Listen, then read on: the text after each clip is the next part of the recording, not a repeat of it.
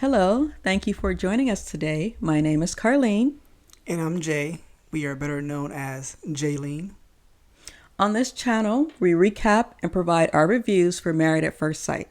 Today we are reviewing episode 5 entitled Everything Well Be Okay. Morgan and Ben met up in Mexico with the other couples. Also, we saw the individual couples spending alone time together and having those difficult conversations. There's some tea sipping, confusion, and a little bit of shade. You don't want to miss this. If you enjoyed watching Married at First Sight, please stay tuned.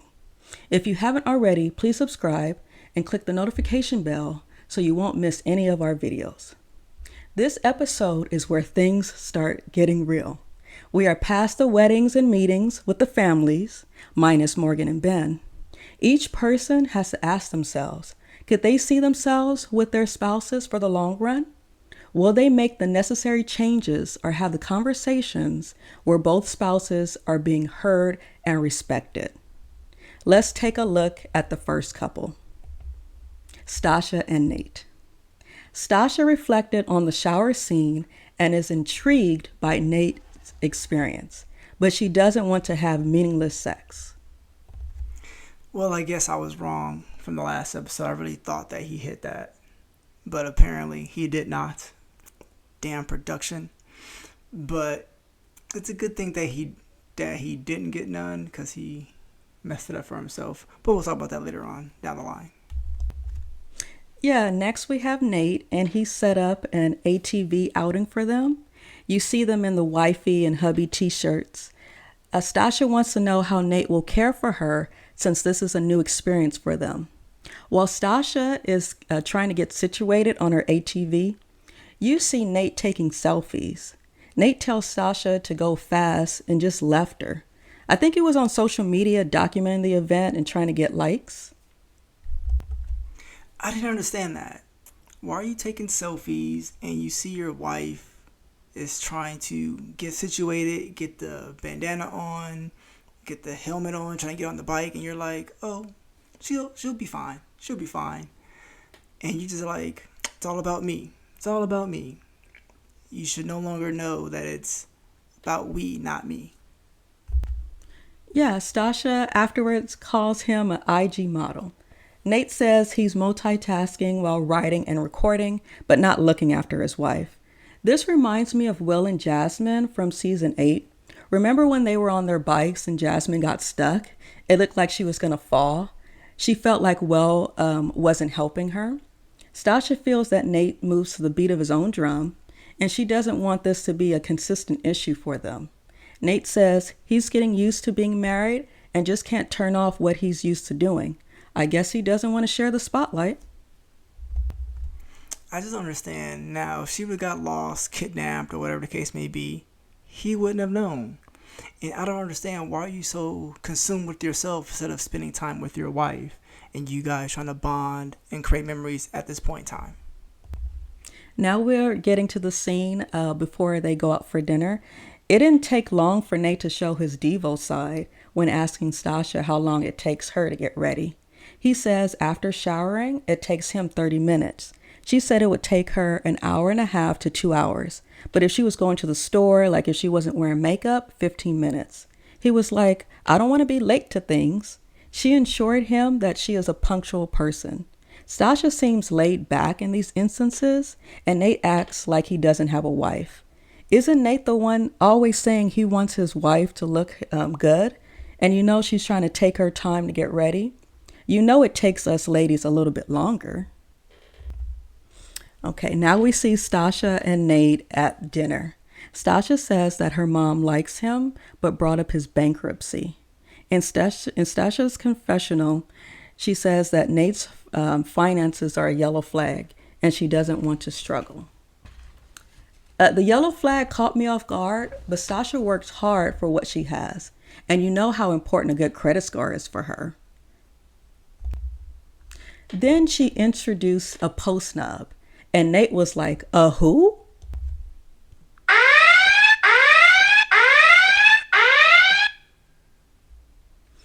It sounded like she was inviting someone to their home and he didn't catch their name. She had to repeat it again. Stasha wants to protect her assets and says it's a deal breaker.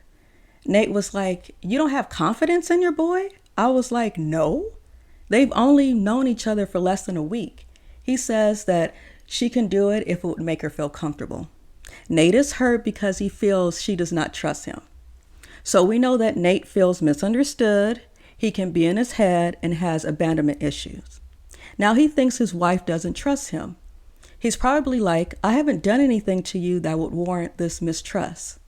I like how Stasha is setting boundaries, and Nate knows if he wants to continue in this marriage, he has to respect her boundaries.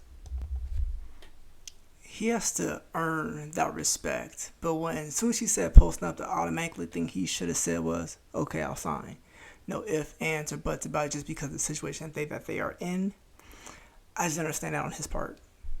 Besides, he's immature and he's 34, so he doesn't understand the aspect of her having all this stuff and him going through bankruptcy, and she's just watching out for herself.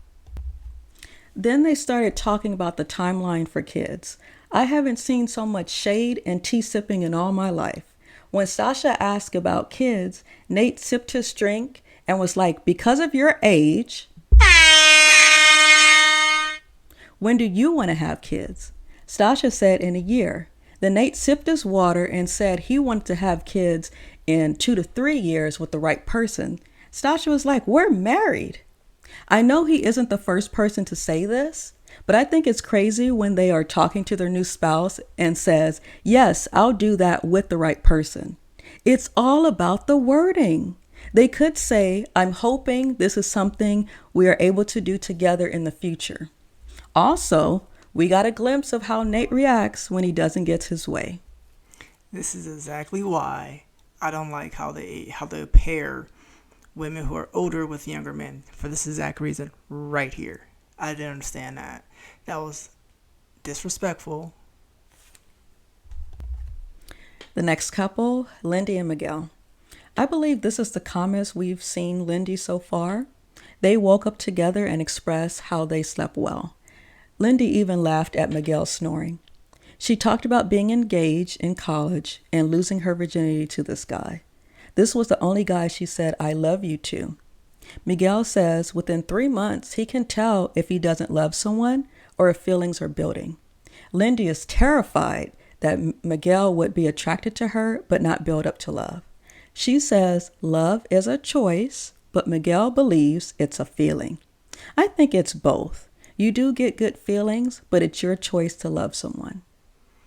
I can understand both sides. I can understand it's a feeling, but as you get older and grow as a couple, it is a choice to stay.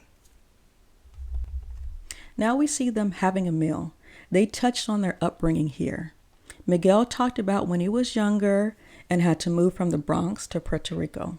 He said he looked the part but couldn't speak the language, and that's why he got into comics. He mentioned how his mother left the family due to her mental illness and how he used to ignore her. He felt bad after understanding the disease. Lindy's parents divorced when she was in the 8th grade. Her boyfriend's parents at the time provided what a healthy marriage should look like. Lindy feels closer to Miguel when they talk about their past.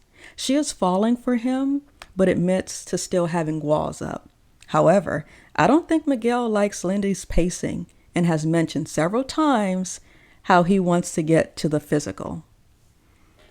Yeah, Miguel want to tap that. So, well, I'm glad that Lindy is actually waiting, because I feel that if Miguel gets some and doesn't like it, okay, after the 8 weeks, I'm out.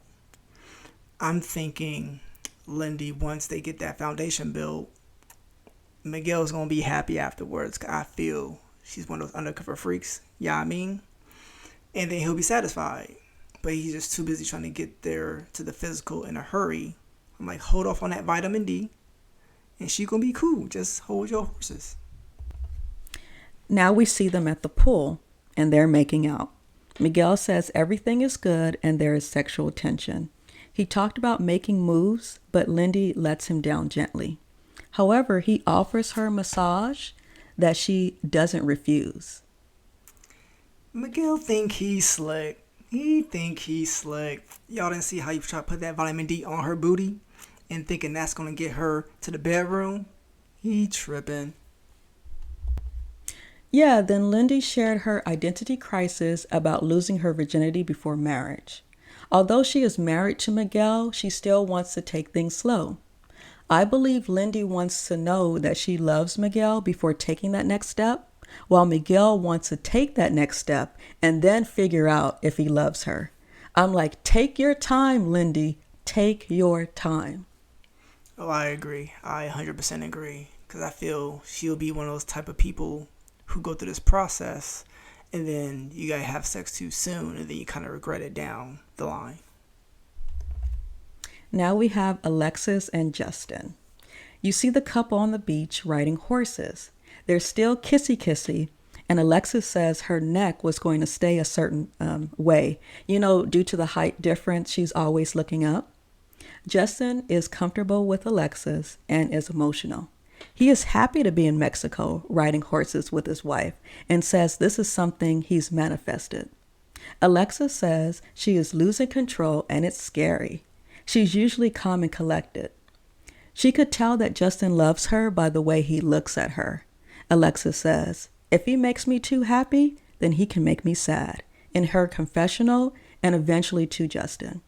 It seems like Alexis is so scared that it's making her sick. She's not used to expressing her emotions, and everything is moving so fast. Next, the couple is sitting outside. Alexis talks about vulnerability and does not want Justin to have control over her emotions.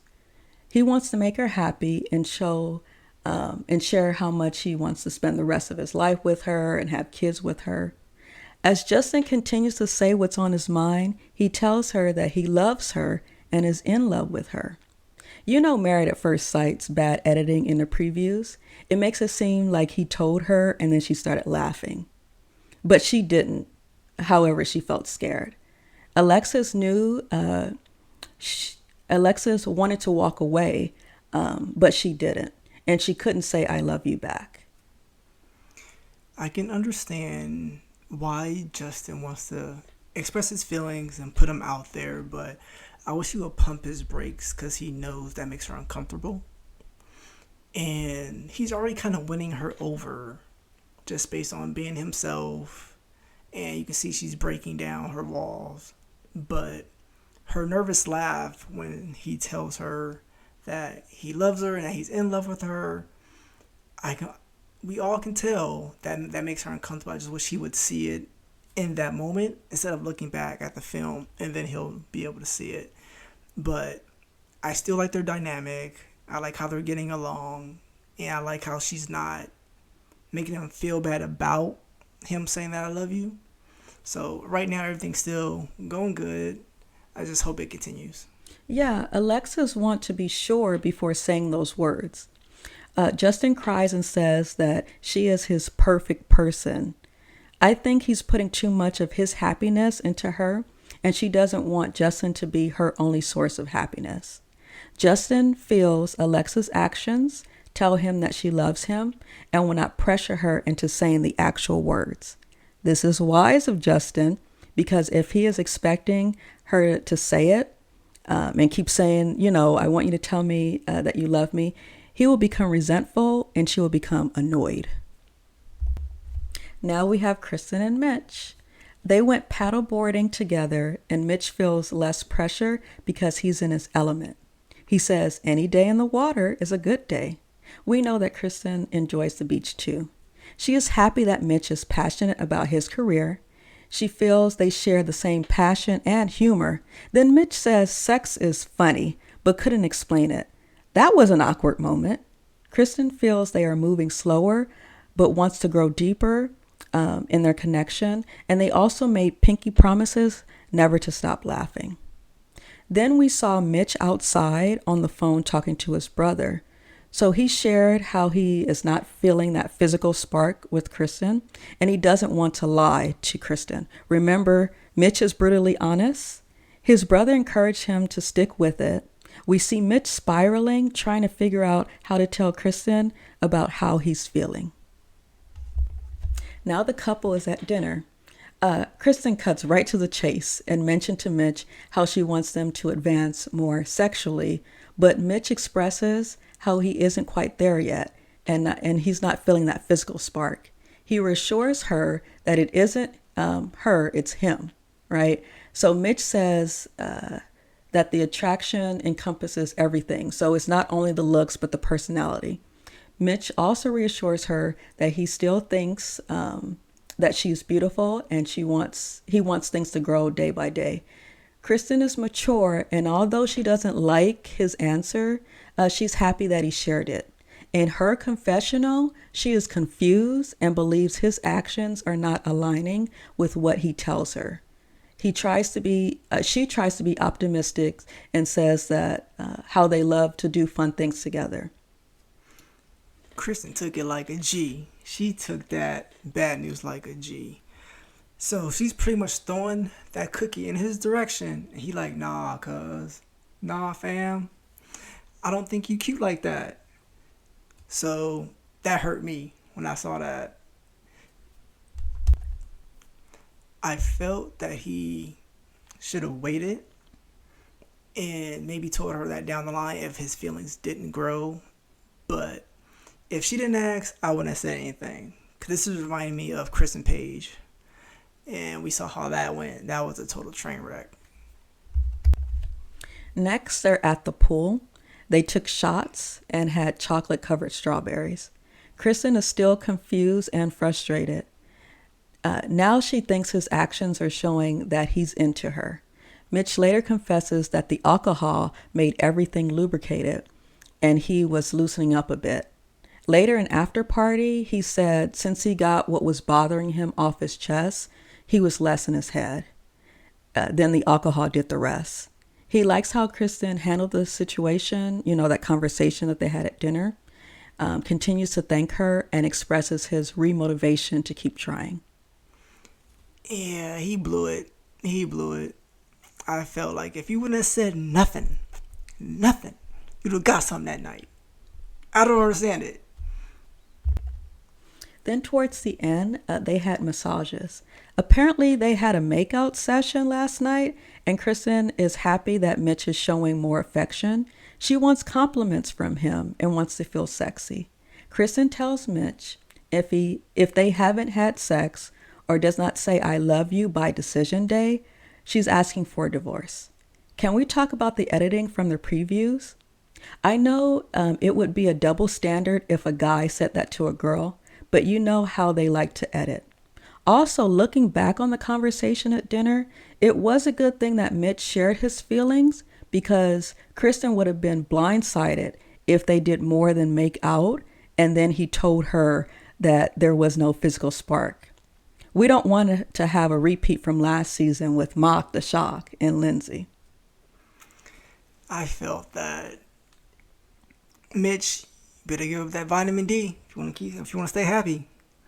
It'll be easier to do that than to say I love you because you know you're not gonna feel it by the time decision day comes. Now we have Morgan and Ben. We see them taking pictures and meeting with their family before going to the bridal suite. Ben tries to be a gentleman and asks Morgan if she wanted him to carry her. She was like, absolutely not.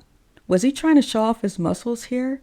I know the groom carries the bride over the threshold, but it didn't seem like they were even close to the door yet. They talked about how happy they are being matched together and gets ready for bed. Morgan was happy to remove her makeup. Unlike Nate, Ben asked Morgan which side of the bed that she would like to sleep on. They didn't have a preference, but Morgan noticed Ben wanted to sleep next to the condoms. The next morning, Ben felt like someone was kicking him while he was sleeping, but Morgan denied it. Then in Morgan's confessional, she was whispering about how much she likes Ben's body. I thought it was sweet when Morgan got Ben cookies and cream to celebrate his 30th birthday. Later on after party, we learned that he didn't eat them, but sat on them. He doesn't eat sweets. They learned that they were going to Mexico for their honeymoon. In the confessional, Ben also mentioned to production that if Morgan was up to giving him something for his birthday, And he said, I won't be turning down any gifts. I'm like, go ahead, get them, Ben, get them. Ben and Morgan meets with the other couples in Mexico to join the honeymoon. I'm like, finally. They even went on a boat ride, but they made sure to have shots before they went. And they saw whales, hence the title, Everything Well Be Okay. Justin and Alexis talk with Morgan and Ben. Justin says that everything has been perfect, and Alexis tells them that Justin is celibate, but this time she said we are. Maybe she feels it's everyone's business to know this. I wish she would stop doing this. I know everybody else is thinking the same thing as well. Ain't no one business but y'all's. Stop it, Alexis. The guys and girls go off separately to talk. So I'm going to start off with the girls. Stasha and Alexis wants to go all the way in and change their last names. Stasha goes on to say even if it doesn't work out with Nate, she would keep his last name because she doesn't know her biological dad. On the other hand, Alexis isn't close with her dad. Alexis had to apologize to Stasha for being shady when she said that she knew her dad, but that wasn't her intentions. I was like, poor Stasha. First her husband was shading her, and now Alexis? Alexis wants to run when Justin says he loves her. She has a difficult time expressing her feelings, but says she cares for him. I wanted to touch on the Stasha and the last name thing. I don't understand why won't you take your mother's maiden name if the last name is so important to you. I know you didn't know your dad, but what about your mom's maiden name? There's something there. Why or why not? You don't want to take that name. And if you and Nate get divorced, why would you want to keep his name? Even though it's probably like a better name for you, but would you want that reminder of his last name, maybe if it goes terribly south? I forgot what his last name was, but maybe she really just liked that name. Maybe she's getting used to it. Then Kristen, she didn't want to share how she was feeling until another time. I guess she didn't want to ruin the trip. I like how the girls respected her decision. Then on the guy side, I just have Mitch believes that they are moving the slowest out of all the couples. I'm sensing some jealousy because it seems like the other couples are moving along and Mitch is still waiting for that spark. I think just Mitch is just in his head. He shouldn't be worrying about comparing himself to the other couples. Once he just do what he do, as he said, once he got that off his chest saying how ugly he thought she was, he was able to calm down and relax and open up again. So once he get out of his head, win her trust back, I think they could be fine, but I think he messed it up. Well, that's all we have for episode 5. But here's a question. Do you think Mitch should have told Kristen how he felt, like he didn't feel that physical spark during the conversation at dinner, or should he have waited? Also, what are your thoughts on episode 5? We love to hear from you. Put your answers in the comment. Thank you for joining us today. Also, please remember to like, comment, and subscribe. And don't forget to click the notification bell so you won't miss any of our latest videos. Later, guys. Bye.